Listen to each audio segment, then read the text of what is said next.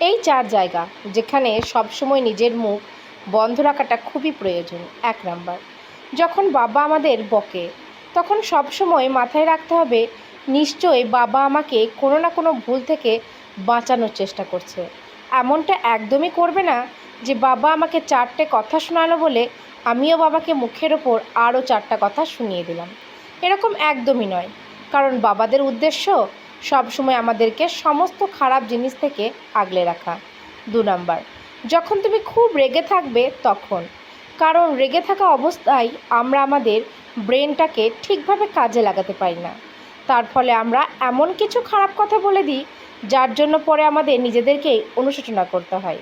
3 number, যখন কেউ তোমাকে খারাপ ভাষা বলবে তখন সব কথার উত্তর সবসময় শব্দ দিয়ে দেওয়ার দরকার নেই, কিছু উত্তর আমাদের কর্মফল দিয়ে দেয়। 4 নাম্বার, যখন কেউ আমাদের ফেল হয়ে যাওয়ার জন্য আমাদেরকে নিয়ে মজা করে তখন সেই ব্যক্তির পিছনে বকে সময় নষ্ট না করে সেই কাজটায় সফল হয়ে তুমি যে উত্তরটা দেবে সেটা তার থেকে অনেক বেশি শক্তিশালী হয়।